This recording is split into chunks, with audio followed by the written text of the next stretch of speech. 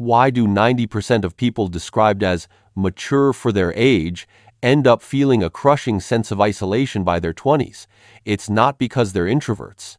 And it's definitely not because they hate people. No. It's because they're trapped in the curse of the understanding child. You know exactly who I'm talking about. Maybe it's you. You're the friend who fixes everything. The unpaid therapist in the group chat, absorbing 3 hours of someone else's chaos, but freezing up when it's your turn to send a desperate text during a panic attack. People adore how low maintenance you are. They rave about your easygoing, drama-free vibe. But here's the raw, unflinching truth that might sting.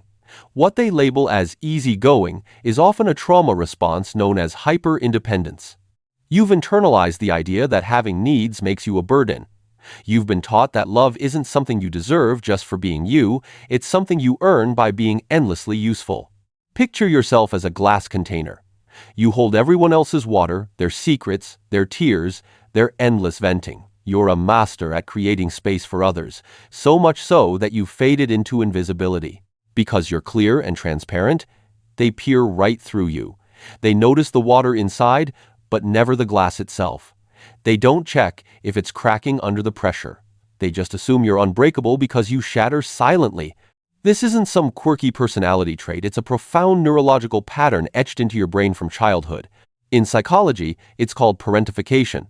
When a kid is forced to emotionally or practically care for their parents or the whole household, flipping the roles upside down.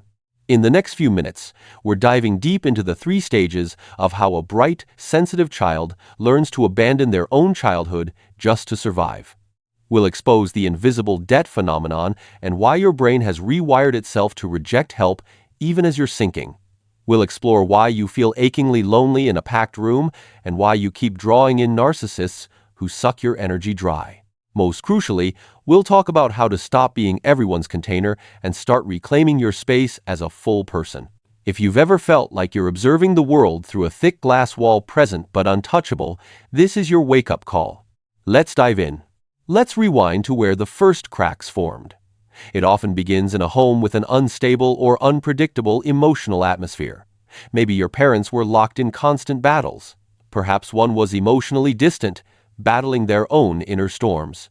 In that whirlwind, you discovered a survival secret.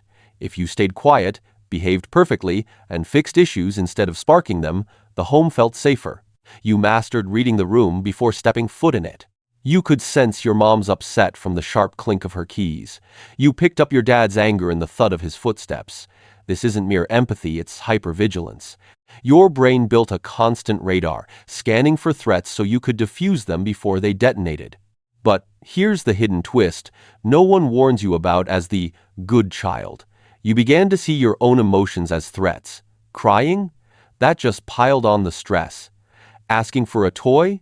Selfish overload. So you shoved your needs deep into that glass container. You transformed into a miniature adult. Teachers gushed over how mature you were for your age. Relatives beamed at your helpfulness. Each praise hit your brain like a dopamine rush, teaching you that usefulness was your golden ticket. You bartered your childhood for approval, learning that love is a transaction. If I'm useful, I'm safe. If I'm needy, I'm out. Flash forward to adulthood, and this survival tactic has evolved into what psychologists term hyper-independence.